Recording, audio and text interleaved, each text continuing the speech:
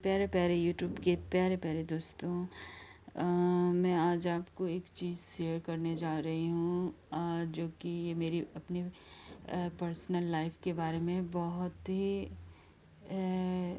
ही सत्य है। मैं झूठ नहीं बोल रही हूँ आपसे। मेरी जब जब शादी हो गई थी और उसके बाद की बात है, तब मैं बहुत ही परेशान हो गई थी और क्या कहते हैं, मैं मेंटली बहुत ही वीक हो गई थी और मैं बहुत ही नेगेटिव हो गई थी। तब ये घटना 2010 की है। तब मेरे पास मैं इतनी मेंटली इतनी वीक हो गई थी, मेरे पास बिल्कुल पावर नहीं था और मैं इतनी नेगेटिव हो गई थी कि उस इंसान ने मुझे इतना नेगेटिव कर दिया था, इतना नेगेटिव कर दिया था कि मैं पॉजिटिव एक भी थॉट्स मुझको वो देता नहीं था। हर तरीके से मुझे नेगेटिव कर दिया था। तो फिर मुझको कोई कुछ रास्ता नहीं दिख रहा था।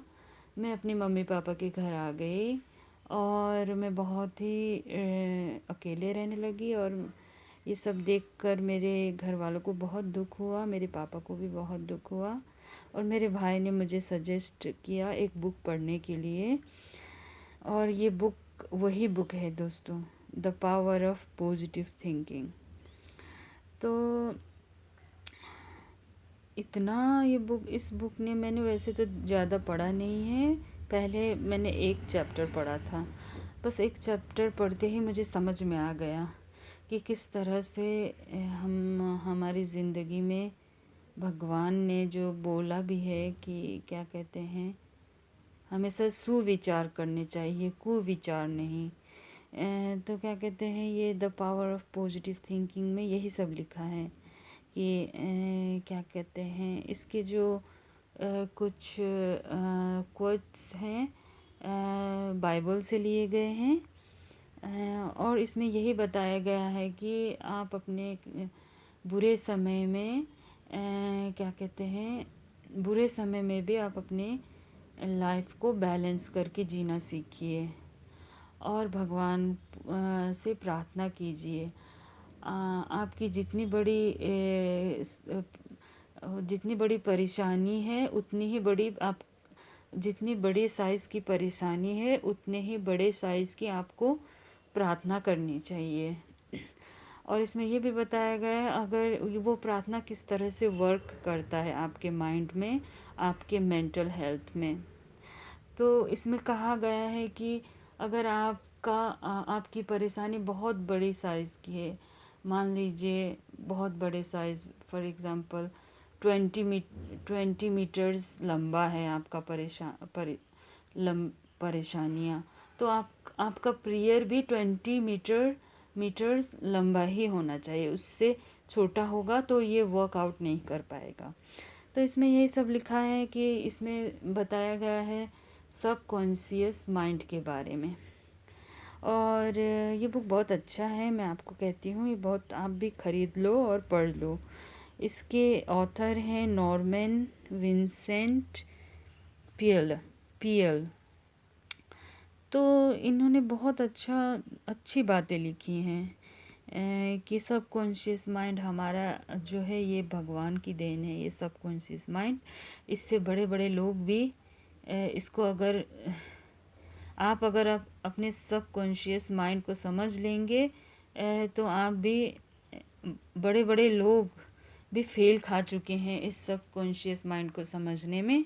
पर अगर आप इस सब कॉन्शियस माइंड को समझ जाएंगे एक बार, तो आप ज़िंदगी का मतलब समझ पाएंगे कि हम इस ज़िंदगी में हमें भगवान ने ऐसी ऐसी चीज़ें दी हैं, उसका हम उचित तरीके से उसके बारे में उसका फ़ायदा उठा सकेंगे, उसके बारे में जानकर अपनी लाइफ को बहुत ही अच्छी तरीके से, बहुत ही पॉजिटिव तरीके से, बहुत ही हेल्दी तरीके से आप अपनी ज़िंदगी को जी सकेंगे।